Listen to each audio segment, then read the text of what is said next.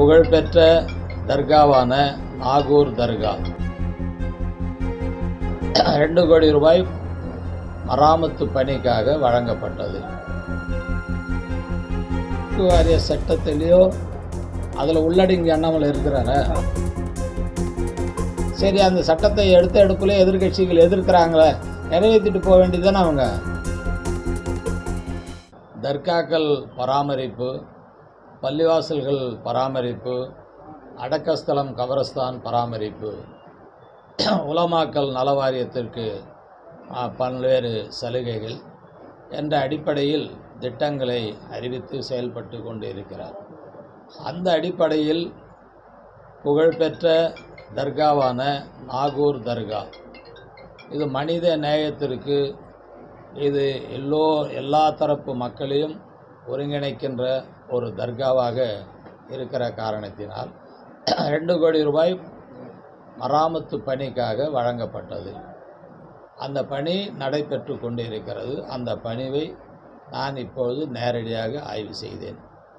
ஆய்வு செய்யும்போது இங்கே இருப்பவர்கள் அந்த பணியில் இருக்கின்ற குறைகளை சுட்டி காட்டினார்கள். அவர்கள் தரப்பில் இருக்கின்ற சுட்டி காட்டப்பட்ட குறைகளை நான் அதை புள்ளி விவரமாக எடுத்துக்கொண்டேன். அந்த வக்கு வாரிய சட்டத்திலேயோ அதில் உள்ளடங்கி அண்ணாமலை இருக்கிறார. அண்ணாமலை வந்து எந்த பாதிப்பு இல்லைன்னு சொல்லியிருக்காரு. இல்லைங்க, பாதிப்புன்னா யாருக்கு தெரியும். இப்போ ஒரு வேளை சாப்பிடாதவனை போய் ஆமாம் நீ சாப்பிடாத இருக்கிறதால எந்த விதமான பாதிப்பு இல்லை அப்படின்னு சொன்னால் என் பசி எனக்கு தெரியும் அப்படின்வாங்க. அண்ணாமலைக்கும் அந்த சட்டத்திட்டத்துக்கும் செயல்பாடுக்கும் அவரால் அது முழுமையாக அறிஞ்சிக்க முடியலன்றதால தான் அவர் சொல்கிறாரே தவிர இது காலாகாலமாக இருக்கிற சட்டம். பாதிப்பு இல்லையே, சரி அந்த சட்டத்தை எடுத்த எடுப்புல எதிர்கட்சிகள் எதிர்க்கிறாங்களே, நிறைவேற்றிட்டு போக வேண்டியதுதானே அவங்க. எதுக்கு கமிட்டிக்கு ஆய்வுக்குழுக்கு அனுப்புகிறாங்க. ஆய்வுக்குழுக்கு ஏன் அனுப்புகிறாங்க? முன்கூட்டி ஆய்வு செய்து அது கொண்டு வந்திருக்கணும்.